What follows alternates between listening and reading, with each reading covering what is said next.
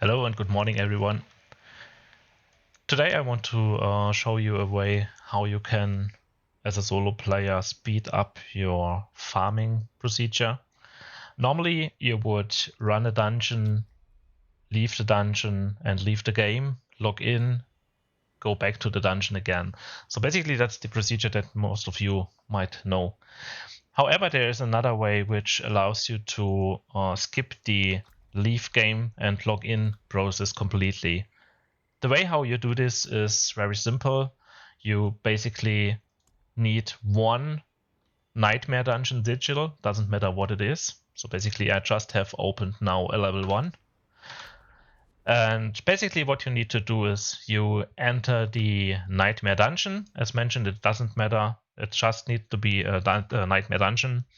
And basically from there you just do the first objective in the dungeon.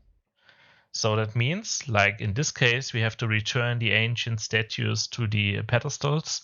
That means we do this task and then you get an updated message to travel to the next area, basically. When this message comes up, you basically just leave the dungeon, and then from there I will explain you in a second how you proceed. Now you see that we have finished the first part of this nightmare dungeon, and now since it's telling me to travel to the Wailing Depths, our part here is done. That's our preparation that we need to do to make the, let's call it, glitch work. So as mentioned, this is a setup that you need to do once for the session you are logged in. So after that you leave the nightmare dungeon, and from there, basically, it is like you know it already. You just choose any dungeon, doesn't matter which. I prefer the currently most popular one, I guess, at least, Forsaken Quarry, which is north of Kiobashat.